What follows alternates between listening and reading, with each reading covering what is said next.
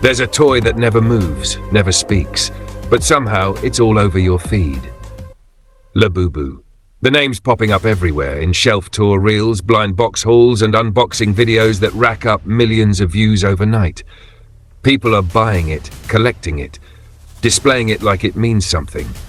But here's the strange part. No one really knows why they want it. It doesn't talk, it doesn't blink, it just sits there, smiling. But some people say they started dreaming about it before they ever owned one. Others say their room felt different once Labubu arrived. And a few, well, they've stopped talking about it altogether. This isn't a ghost story, it's not a legend. It's happening right now, on your shelf, on your phone, in your head. Hey fam, we are UntoldRealm, where mystery meets reality. This is the story of a toy that wasn't meant to be just a toy.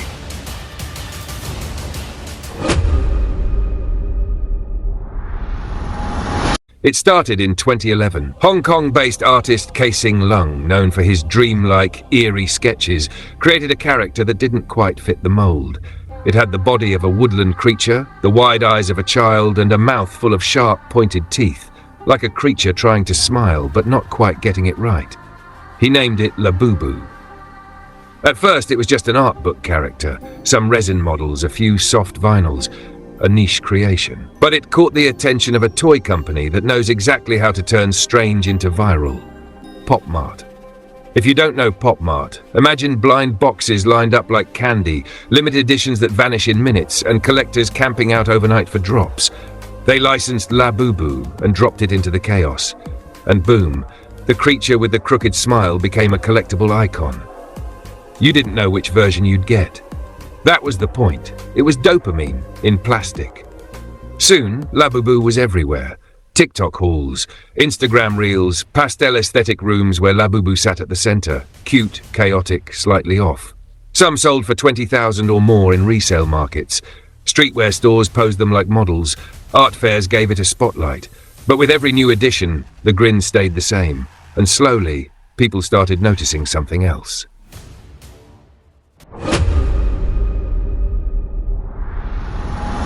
They called it cute, but was it really? The more you stared at it, the more your brain struggled to label it. Tiny body like a plush, big eyes like a child's. But that grin, wide, toothy, sharp, it didn't fit any single category. Not truly scary, not truly adorable, just off. Designers call it uncanny aesthetics. Objects that almost feel human, but not quite. Close enough to charm, far enough to disturb. And that's where Labubu thrives, in that blurry space between comfort and confusion. Some collectors said the first time they saw it, they laughed. The second time, they felt watched. Because it never blinks, never frowns, never looks away. It just stays there, smiling, even when the room is empty.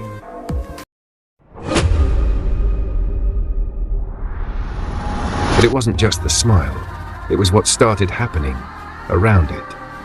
The first story came from Thailand. A woman bought Labubu from a blind box and placed it on her bedroom shelf, right next to her skincare. Nothing strange. Until 3 nights in, she woke up suddenly. She said it felt like something was watching her. She shrugged it off, until her daughter pointed at the shelf and said, "Mom, the bunny is whispering again." That story spread fast, but instead of scaring people away, it got worse. People started posting their own experiences. A collector in Jakarta shared a story about vivid forest dreams. Every night, same trees, same mist, same tiny shadows smiling at him from the fog. He thought it was stress until he stumbled on Labubu's original art sketches. It was the same forest. Another woman in Korea uploaded a clip of her dog barking at her display shelf. Every time she took Labubu down, silence. Every time it went back up, barking resumed. Still think it's coincidence? Then came the glitches. People trying to film shelf tours with Labubu in frame said their phones would freeze or blur out, but only around the toy. One person even posted a video of the eyes. They said they shifted, not moved, just slightly re-angled, just enough to feel wrong. And then came the real twist. A leak. From someone who claimed to work in one of the early resin casting teams. They posted a photo of the base of a prototype Labubu, under the paint, under the mold, one scratched in line. It should always smile, even when you're not. Some say it was a prank, some say it was marketing. But everyone agrees on one thing. No one's smiling now. People started digging deeper, trying to understand, why does this thing feel so familiar? In Thai folklore, there's a spirit called Nang Tani. Beautiful, quiet, lives in banana trees. She smiles always, but never moves unless you look away. In Japanese tales, there's the Okiku doll. Its hair kept growing even after being locked in a temple box. Its smile was subtle, frozen, permanent. And then someone shared an old sketch by Kaising Lung, a page no longer printed in newer books. It had Labubu, drawn slightly different. Still creepy, still cute, but at the bottom of the page, barely visible, were 5 words: "It should always smile."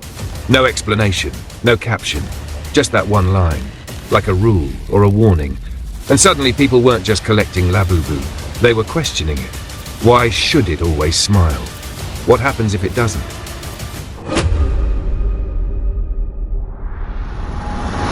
The trap you didn't realize you were walking into.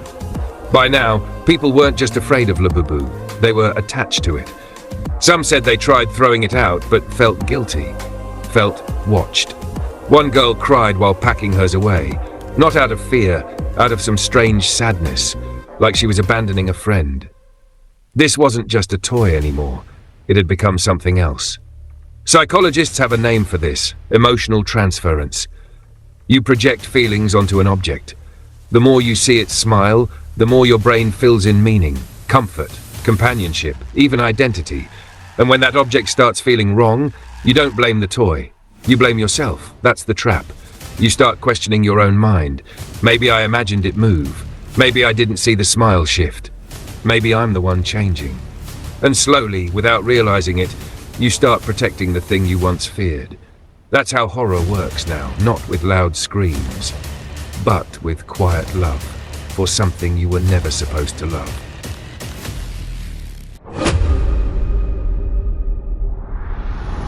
They say Labubu is just a toy, just vinyl, just resin, just marketing. But then again, why does it feel like more? Why do people dream about it? Why do dogs bark at it? Why do mirrors reflect things differently when it's around? Why do you feel like it's watching even when it can't move? Maybe it's nothing. Just pixels and paranoia, just design and dopamine. But if it's nothing, why can't you throw it away? Why do people keep it, even when they're scared of it? Maybe the real story here isn't about Labubu. It's about us. About how we fall in love with what unsettles us, how we defend the things that disturb us, how we humanize the inhuman just because it smiles. This world is full of strange things. And you're watching Untold Realm.